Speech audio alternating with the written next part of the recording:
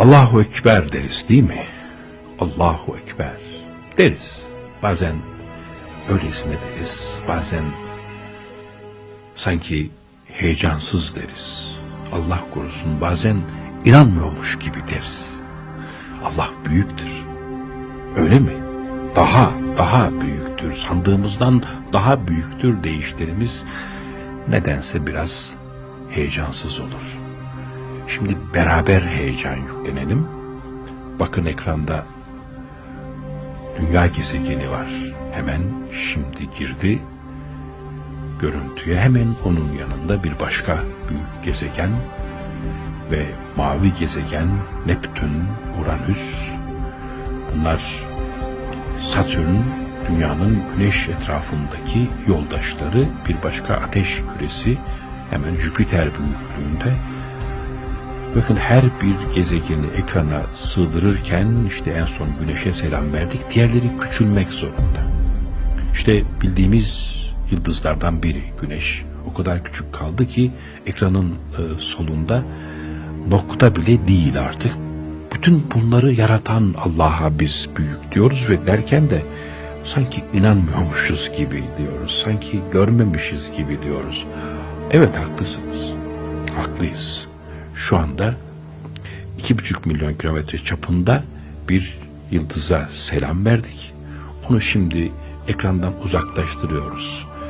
Bir ışık günü uzaklıktan seyrettik. 10 ışık günü uzaklıktan seyrediyoruz. 50 ışık günü, 100 ışık günü uzaklıkta seyrediyoruz. Artık o nokta bile değil. Çünkü diğerlerini onun yanına alabilmemiz için buna mecburuz. Ona neredeyse 15 ışık yılı mesafeden baktık. Giderek uzaklaşıyoruz şimdi. İşte yanında güneşimizin bir nokta bile olmadığı o yıldızın artık nokta bile sayılamayacağı bir büyük galaksiyi gördük. Samanyolu. Şimdi ondan 2,5 milyon yıl uzaklaştık. 68, 70, 100 milyon yıl, milyar yıl uzaklaşıyoruz. O kadar büyük bir kalabalığın içindeyiz ki işte ekranımızı çeviriyoruz. Buradaki her bir nokta, hatta nokta bile gözükemeyecek kadar küçülmüş şeyler bizim içinde bir nokta bile olamadığımız galaksilerden biri.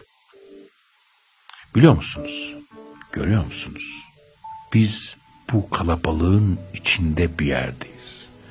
Bu korkunç büyüklük bize bir gün canı gönülden Allah, büyüktür Allah.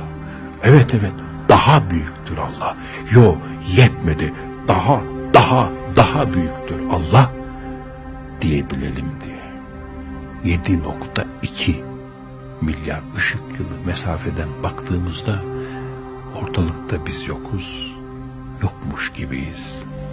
Ama bu kalabalığın içinde galaksimiz bile nokta halinde değilken, galaksinin içinde nokta bile olmayan güneşin dibinde bir gezegende nokta halinde bile olamayan bizim kalbimizin en ince sızılarını bilecek, duyacak kadar kirpik uçlarımıza özenecek, parmak uçlarımızı ve yanağımızı biricik yapacak kadar bizi önemseyen bir Allah var.